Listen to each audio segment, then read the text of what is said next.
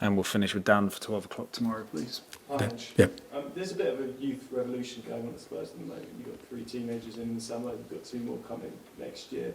How do you marry those short-term ambitions to win something with your job of developing these players?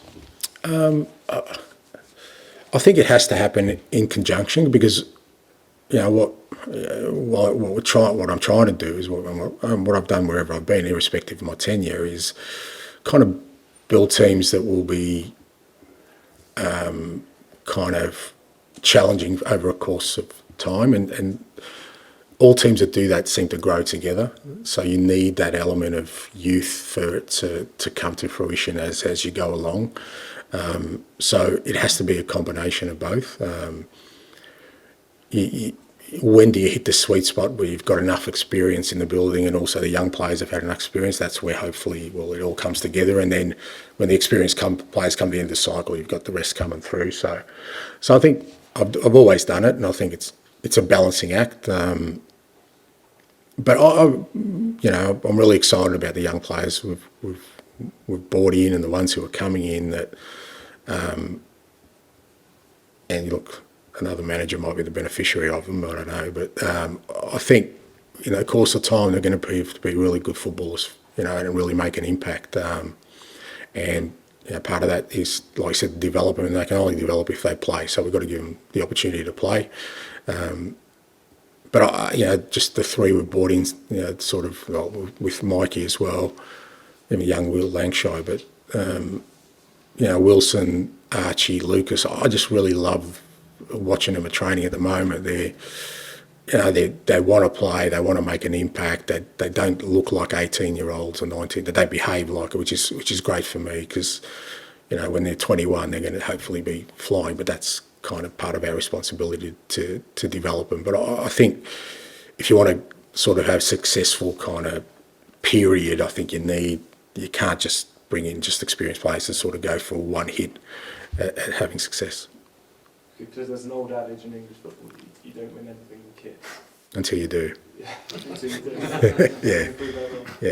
Yeah. So I think all those kind of things, it's always great to break stereotypes along the way. So, I think, look, you definitely need the experience. I mean, it was mentioned before that having winners in the group helps that process, because when a young guy comes in, if he's got somebody there who's already won things, he kind of learns the behaviours, learns. So you do need both. But I've always liked, the sort of fearlessness and sometimes naivety the young players bring. That I haven't felt, the real pain of losing, something. So, I like the fact that they're a little bit fearless in that. Just on that, I mean, every fan knows about the 16-year trophy drought. Yeah. I'm sure it's not going to weigh on you, but how do you stop that weighing on your players, particularly your senior players who might have been through things? Yeah, again, you can try and sort of, a bit like the T word, you can try and sort of ignore and push it aside, but it's a reality. That's what it is. Like I said before, it's a fact.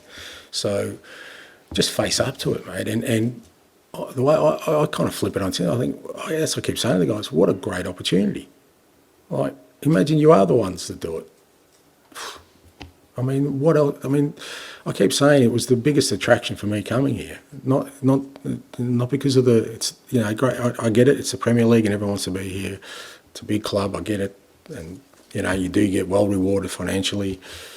You get to, talk to fantastic people like yourselves. So all these things are great attractions, but the one that ticked the biggest box for me was that imagine I did. Imagine it was in my second year. Like, imagine that happened, right? I reckon it's something I can reflect pretty fondly on. So that's the way I see it. I don't see it as a burden. I just see it as an opportunity, and that's what I keep saying to the players every day. Don't ignore it, but see it as an opportunity to do something special. Now, it's not easy though, when you say these things and I put it out there, then, oh my God, what if it doesn't happen? And, we've lost on the weekend and, people are, going to be coming for you. But that's okay. Don't worry. Think about the flip side of that if it does happen. That's what's got to motivate us. Great. Thanks very much. Thank you. Thank you. That was very enlightening.